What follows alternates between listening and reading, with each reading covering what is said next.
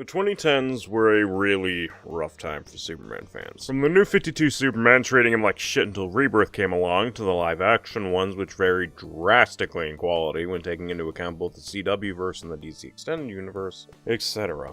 But then the 2020s hit, and things did start to improve.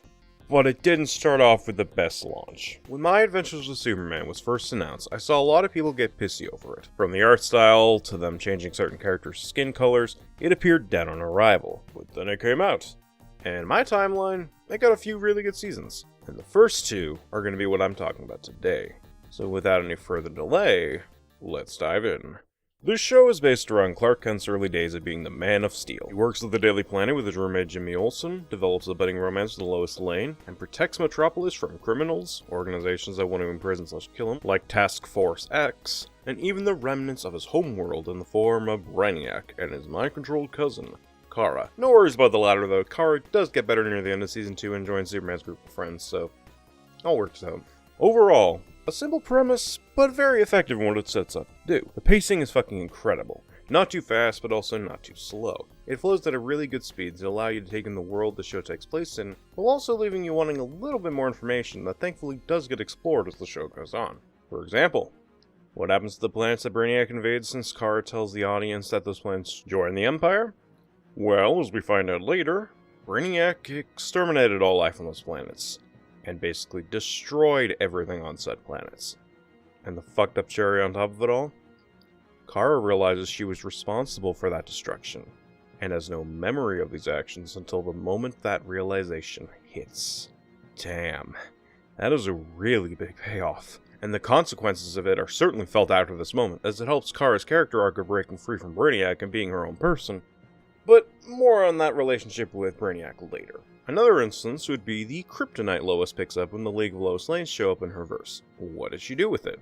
Does she use it to kill her version of Superman? Well, no. Funny enough, that kryptonite becomes both essential and a detriment to Clark throughout both seasons. In Season 1, it's used to stop the invasion of the Kryptonian fleet, which in this version is more inspired by the Viltrumites from the Invincible series, but I mean, given who's running this version, as we see later, it kind of makes sense.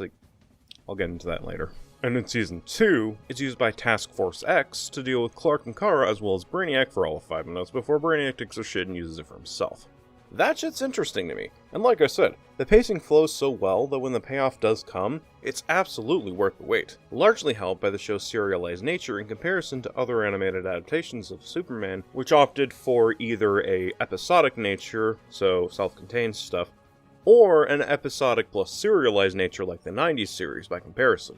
And just to clarify, both structures on their own are great to use for storytelling. None of these shows are better or worse for using these different structures. All I'm saying is that I find these payoffs work for this show because of its use of a serialized nature of storytelling, but I also think it could have still worked if the show used the episodic slash serialized hybrid nature like the 90s Superman series did. It all depends on execution, and I think the show executed it really well. Another element I feel the show executed well was the animation. The art style is gorgeous to look at, the character designs are great, the backgrounds and lighting are fantastic to look at, and the animation is very fucking fluid, almost anime-like, which was intentional, as the show was heavily inspired by anime like Gurren Lagann, Evangelion, and even Shin Godzilla. Also, potentially Nagatoro-san, if this Lex is anything to go by. No worries though, he does lose his hair after Season 2. The audio department is also really damn good. Not only do the voice actors deliver a fantastic performance, but the soundtrack is really fucking good, especially that intro song. It brings a zany but powerful vibe to the show, and I appreciate that. Good stuff. Now this would be where I try to wrap things up, but there are a couple of moments and controversies I want to talk about, so that's where the rest of this video's runtime comes in. First up, the relationship between Lois and Clark. This is probably one of my favorite depictions of the couple I've seen in a very long time. It is a very slow burn. But once it finally hits and that kiss between the two happens, it's absolutely worth the long wait. The two have fantastic chemistry with each other on screen. They do a really good job elevating the other when they're down, bring out the best in each other, but the show is also not afraid to showcase their struggles and issues. First, when Lois finds out Clark is Superman and the consequences of that action, and then in Season 2 when Lois is at a crossroads between staying in Metropolis or going to Gotham to better her career while also feeling like she's inadequate slash not deserving of Clark's love and affection, because of how different they are. It makes their relationship feel a lot more natural and genuine than other adaptations, and when they finally clear those hurdles and reunite/kiss, it makes those moments shine all the brighter, because the show is given time to not only breathe when it comes to their relationship, but it also showcases both the good and bad times between the two, like a real relationship has. I haven't seen this level of writing for the two since I think Smallville, maybe, back in the 2000s? Although I hear the CW The Superman and Lois series also has some really damn good writing for the two, so I'll get back to you on that one when I eventually see it. The point is, this is easily one of the highlights of the show, and it only gets better from here. But that's enough future-proofing from me. Let's transition to something else I adore from this show. For this insult, for this defiance, I will take everything from you, Kal-El, and your Earth. I'm the hand of God. I'm the dark Messiah. I'm the vengeful one. Outside of the DCAU version, this version of Brainiac may be my favorite interpretation of the character since the character's inception. Cold, calculating, threatening. This destroyer of Krypton is an evil son of a bitch that I was glad to get fucking destroyed by Kara at the end of Season 2. He kidnapped Kara at a young age, basically groomed her into the near-perfect killing machine for his empire, nearly killed Superman on several occasions, and all in the span of one season. Hot damn! And yet, underneath all of that, he has several layers to him as a character. A program created by Krypton to ensure their victory over an enemy they were at war with, and yet, his very creator surrendered to said enemy, and he very likely would have been terminated after the surrender was complete. So he took things to an insane degree by turning against his creators, destroying Krypton, and basically ensuring that his version of Krypton's empire, which would be more so similar to the Viltrumites, would continue in perpetuity. And yet, despite all of this cold, calculating malice of nature, he developed an almost parental-like bond with Kara, a trait that held back his ideal version of Krypton's empire, so he ended up having to discard that bond in order to achieve it. Damn, that's heavy. And the funny thing is, whether or not Brainiac was telling the truth about him viewing Kara as his daughter, either interpretation paints him as a deeper character in my eyes. Let me explain. If he was being genuine, it means that he was able to transcend his coding and attain similar emotions as his creators, and also understand needing to make a sacrifice to ensure the success of his plan, adding an extra layer to him, which I can appreciate.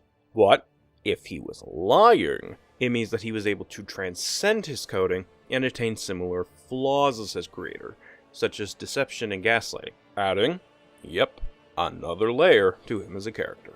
Like I said, either lens worked for him as a character, and as a result, alongside everything else I've talked about, makes him one of my favorite depictions of Brainiac I've ever seen, next to the 90s version. I've seen some people compare this version to the 90s version and say either one is better, but in my eyes, they're both equally great, just for different reasons, similar to the episodic versus serialized nature of discussion I was talking about earlier. In fact, this version of Brainiac likely would not exist if it wasn't for the 90s version, because the 90s version served as inspiration for this one.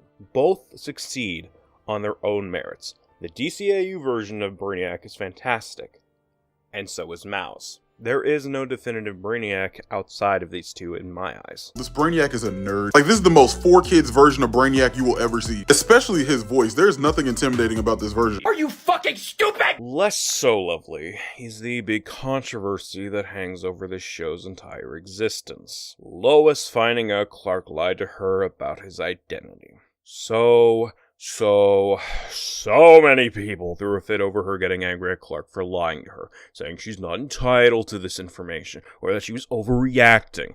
While Lois having an emotional reaction to Clark keeping the secret from her can be understandable, her extreme actions make her instead come across as unhinged. And I'm just sitting here like, did we watch the same fucking show? First off, in the pilot, Clark was not happy with Lois for lying to him and Jimmy about their assignment and keeping secrets, which told Lois that he was against secrets and lying. And yet, here he is, doing the exact same thing he got on her case for. No shit, she'd be upset over that. Secondly, literally in the episode before this, Lois told Clark to his face about her issues with her dad. One of them being, he was incredibly distant, secretive, and was not there for her when she needed him the most. At this point in the story, Lois was beginning to develop a trust/bond with Clark, and thought that he wouldn't be like her dad. So to see him keep secrets from her, it was like reopening those old wounds and pouring fucking salt on it. Of course she'd be fucking upset. Point the fucking third. Why isn't she entitled to this information about him being Superman? At this point in the story, they were becoming friendly/developing a bond. So why the fuck not tell her? Especially given that at multiple points before the reveal, she was willing to do whatever it took to get to the truth, even handcuffing herself to Superman to get a goddamn scoop. Even outside of that, Lois shows multiple times in both this series and other media that she can often handle herself just fine. She's not Mary Jane, for fuck's sake. She's just a woman determined to get to the truth no matter what, but can also back herself up when the time is right.